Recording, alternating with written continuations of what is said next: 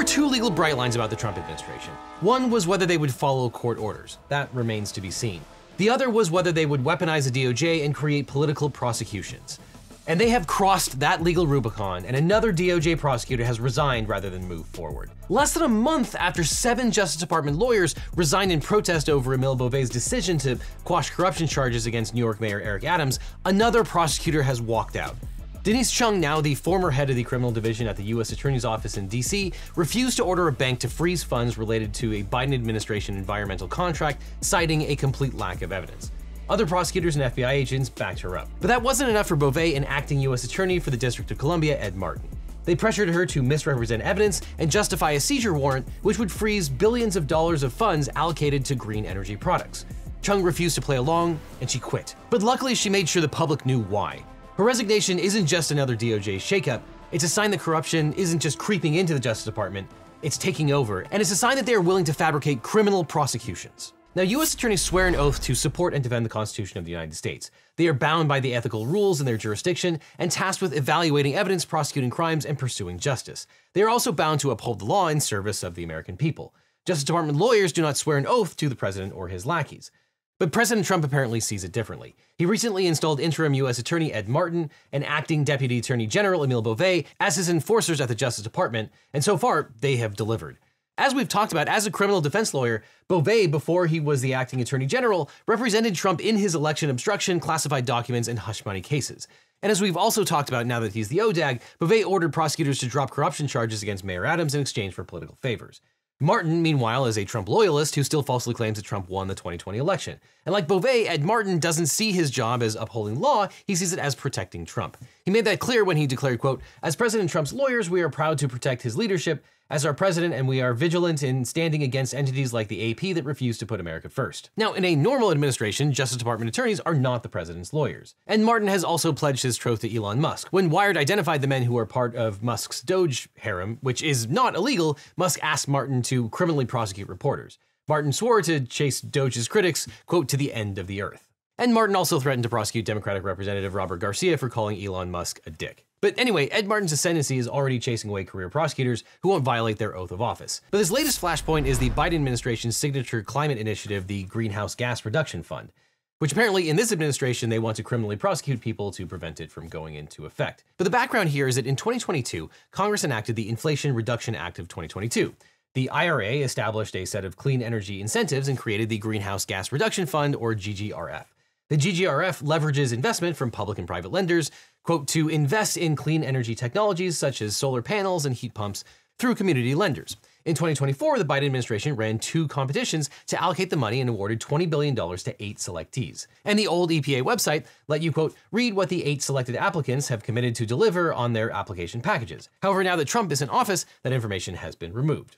So much for transparency. But Trump and his allies have also taken a hard line on climate change. And that line is that climate change does not exist. I wish you could go to Greenland, watch these huge chunks of ice just falling into the ocean, raising the sea levels. And you don't know whether or not that would have happened with or without man? You don't know? Well, you're scientists at NOAA we have and NASA. scientists that disagree with that. But instead of asking Congress to repeal the IRA, the Trump administration wants to claw back the GGRF funds and prosecute the grant recipients. Enter Lee Zeldin, Trump's new EPA administrator.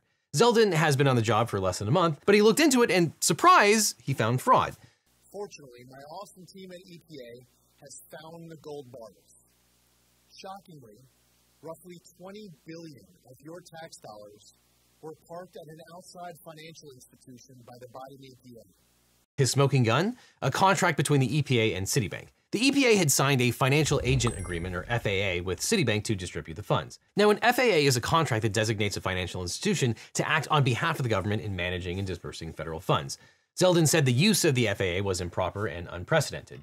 And although it is true the EPA had never used an FAA before, the government has used these contracts for centuries. In fact, the Treasury Department has an entire section dedicated to utilizing FAAs. It's called the Bureau of Fiscal Services. But Zeldin accused the Biden administration of, quote, purposely designing the agreement with Citibank to obligate the money in a rush job with reduced oversight, because Biden was, quote, rushing to get billions of your tax dollars out the door before Inauguration Day. But on its face, there was absolutely nothing nefarious about the process or the timeline. Congress passed a law, President Biden executed the law by selecting the organizations to receive the funds, and the funds were sent to Citibank to be dispersed. And as for the timeline, the Inflation Reduction Act gave the EPA a deadline of September 30th, 2024 to award funding to the recipients, and the EPA signed the contract with Citibank in April of 2024, 9 months before Inauguration Day. But even if the Biden administration was concerned about getting these funds out before Inauguration Day, I wonder what they could have been concerned about. The Trump administration has a long history of dispersing funds that have been allocated by Congress, right? Donald Trump would never impound billions of dollars worth of congressionally allocated funds, right? But where other people see laws and deadlines, Zeldin saw gold bars. The financial agent agreement with the bank needs to be instantly terminated, and the bank must immediately return all of the gold bars that the Biden administration tossed off the Titanic. Now, Zeldin's gold bars comments comes from a disreputable source, Project Veritas, the right-wing group that uses deceptively edited videos to make outlandish and false claims about left-wing groups. Project Veritas has lost multiple defamation cases for making false claims, and its founder, James O'Keefe, pleaded guilty to unlawfully entering federal property as part of one of his sting operations. So anything Project Veritas does should be taken with a huge grain of salt. In this instance, Project Veritas obtained a video of an ex-EPA official who thought he was on a date, saying that the Biden administration was, quote, trying to get the money out as fast as possible before they come in and stop it all. It truly feels like we're on the Titanic and we're throwing like gold bars off the edge. Now, that remark was open to interpretation. It didn't mention the GGRF funds. Maybe it was excitement over a government windfall or urgency to fund green energy projects before potential Biden loss. And of course, fears that the Trump administration would come in and stop it all were incredibly well-founded. But Zeldin twisted it into something more sinister, declaring it proof of a criminal conspiracy and wire fraud. And acting on that flimsy pretext, Zeldin announced the EPA would claw back $20 billion in funds held at Citibank. And the very next day, the money was frozen. And yes, this is yet another case of the Trump administration illegally impounding congressionally approved funds, which is illegal. And multiple states and organizations have sued to stop Trump from canceling grants and reclaiming money, and the legal battles continue. But Trump didn't stop at impoundment, not with Ed Martin riding shotgun in DC. Martin insisted that parking the money at Citibank is evidence of wire fraud and criminal conspiracy, but then Martin ran into a roadblock named Denise Chung. Now, if you're going to illegally impound funds, you'll want a good lawyer. But if you want a great lawyer, my law firm, the Eagle Team, can help. If you've gotten in a car crash, suffered a data breach, especially if you got one of those data breach letters saying that your information might have been leaked, or are dealing with a workers' comp or social security issue, we can represent you or help find you the right attorney. And by the way, we don't get paid unless you do, so there's nothing up front. So just click on the link in the description or call the phone number on screen for a free consultation with my team. Because you don't just need a legal team, you need the Eagle Team, so click below. Now, according to Chung's resignation letter, Martin ordered Chung to open a criminal investigation and issue a grand jury subpoena. Quote, I was told that there was time sensitivity and action had to be taken that day because there was concern that contract awardees could continue to draw down on accounts handled by the bank handling the disbursements. Now, asset forfeiture is a legal process in which the government seizes property or assets connected to criminal activity. Civil asset forfeiture is controversial because it can lead to situations where people lose property before they are convicted of a crime. But generally, the government cannot seize billions of dollars just by sending a letter. Now, during a typical investigation, prosecutors might get a grand jury subpoena and serve it on the bank. But to freeze or seize a bank account, prosecutors need a warrant issued by a judge. And after the account is frozen, prosecutors can file criminal charges or initiate a civil forfeiture action. And if a court issues a warrant, the account owner normally receives a notice in 60 days.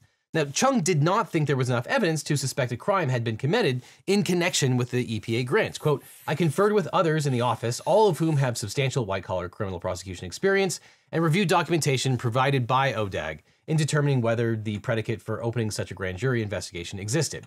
Despite assessing that the existing documents on their face did not seem to meet this threshold, an ODAG representative stated that he believed sufficient predication existed, including in the form of a video where statements were made by a former political appointee of the executive agency in question. So an unnamed person in Beauvais' office told Chung that the Project Veritas video was enough to meet the standard. After further discussion, lawyers in Beauvais' office agreed that they could achieve their goal by sending a letter asking but not requiring Citibank to freeze the funds. Chung took point on this process by getting in touch with the Washington field office of the FBI. Quote, the FBI WFO supervisor, as well as other FBI WFO managers, pressed her about what, quote, possible criminal charges might be applicable, as well as the sufficiency of the evidence of any criminal offense or the connection of any alleged crime to the accounts at issue. In other words, the lack of evidence justifying seizure and forfeiture was still a core problem, and the FBI wanted assurances from Chung that there was enough evidence to proceed. And that's when things apparently came to a head. When Chung sent a draft freeze letter to Beauvais for his review, he asked her to include this language, quote, "The government has probable cause to believe that the funds on deposit in the above referenced accounts at named bank are subject to seizure and forfeiture to the United States based upon violations."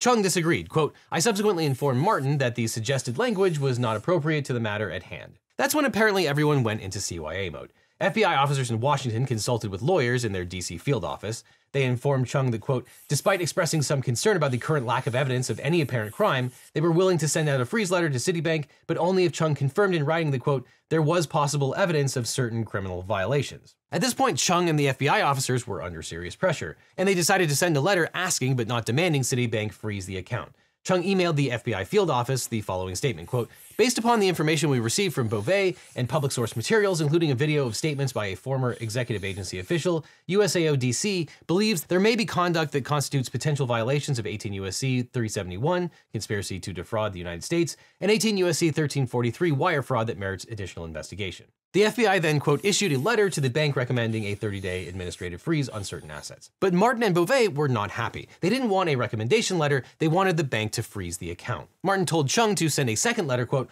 ordering the bank not to release any funds in these subject accounts pursuant to a criminal investigation. But Chung felt that she had gone as far as the law allows, so she pushed back, quote, "When I explained that the quantum of evidence did not support that action, you stated that you believed that there was sufficient evidence. You also accused me of wasting 5 hours of the day doing nothing except trying to get what the FBI and I wanted, but not what you wanted. As I shared with you at this juncture, based upon the evidence I have reviewed, I still do not believe that there is sufficient evidence to issue the letter you described, including sufficient evidence to tell the bank that there is probable cause to seize the particular accounts identified. Because I believed that I lacked the legal authority to issue such a letter, I told you that I would not do so. You then asked for my resignation." And Chung resigned, stating, quote, "I remain committed to the oath that I took, and it has been an honor of a lifetime to be an AUSA in this office. I know that all of the AUSAs in this office will continue to uphold the pledge that I have taken, following the facts and the law and complying with their moral, ethical, and legal obligations." Now, Chung referred to the quantum of evidence needed to support a warrant.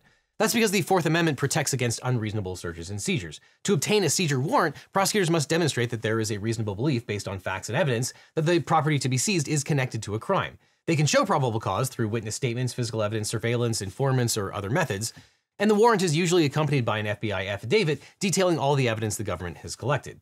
And the legal standard for a seizure warrant is still pretty low. It's higher than a mere suspicion of a crime, but way lower than beyond a reasonable doubt. When Chung refused, Martin submitted the seizure warrant application to the court himself because no other prosecutors were willing to sign on.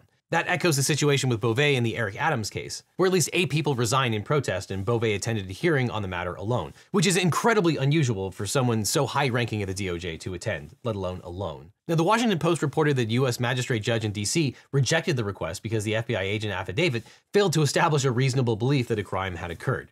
And the Post also said that Beauvais' office, quote, approached at least one other U.S. attorney's office in the southeastern United States to launch a grand jury investigation and seek a court-ordered bank freeze, but prosecutors in the office again refused the warrant request. Now, I probably don't need to tell you how incredibly unusual and potentially unethical it is to get rebuffed in one district and then try to go to a more favorable forum to get another more favorable judge to sign off on your escapades. But it seems like Chung was right about the evidence not rising to the level of reasonable belief. Is it possible that there's fraud within any given grant program? Sure, that's what government oversight is for.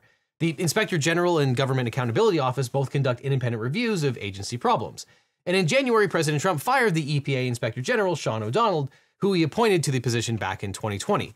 O'Donnell, quote, aggressively scrutinized a wide range of EPA activities during the Biden administration, with a special focus on the grant funding under the infrastructure and climate laws. And O'Donnell, quote, filed more than 60 reports in 2024 and took part in joint investigations leading to 29 criminal charges, 12 indictments, and 5 convictions. Its work brought in $1.7 million in criminal fines and $2.6 million in administrative recoveries. And as a reminder, that's how you actually find government fraud and waste. You've got to dig in and do the dirty work. You can't just say that a congressionally approved $20 billion grant fund is all fraud. But at any rate, O'Donnell seems like a guy that you'd want to have around if you were actually looking for fraud and waste. But Zeldin has now asked a new, more Trump-friendly EPA Inspector General to do their dirty work. But for now, the entire $20 billion in funds are frozen because Citibank obeyed the letter. Quote, several of the 8 grantees for the $20 billion have not been able to access funds within the standard 14-day window from Citibank. Some of those groups warned that missing the next draw this week will force layoffs. Planned projects may also die. But despite Chung's resignation, for now, the investigation is officially open. This week, FBI agents questioned EPA employees, the ones who haven't been fired, about this matter, and Beauvais is reportedly still preparing a new warrant. And now 2 organizations have sued Citibank and the EPA for allegedly violating their agreements to disperse funds. The Climate United Fund was awarded grant funding from the GGRF to support clean energy projects across the United States. The grant funds were held at Citibank under an FFA between Citibank and the Treasury Department, and an account control agreement among Citibank, Climate United, and the EPA. Climate United alleges that despite meeting all necessary conditions and without any legal justification, Citibank refused to disperse the grant funds. Climate United contends that Citibank's failure to release the funds is an arbitrary and capricious de facto suspension or termination of the grant, in violation of the Administrative Procedure Act. Meanwhile, the Coalition for Green Capital filed a breach of contract claim against Citibank, alleging that the bank failed to meet its obligation to disperse federal grant funds. CGC is seeking a court order compelling Citi to release the funds and honor its contractual obligations. And it's fascinating to see how the media is covering all this. When prosecutor Denise Chung resigned, only 72 news sources covered the story, with about 35% of the reporting coming from the left, 40% from the center, and only 25% coming from the right. And when you examine the headlines, you start to see some very different framing emerge that shapes how readers interpret and understand the events that are unfolding.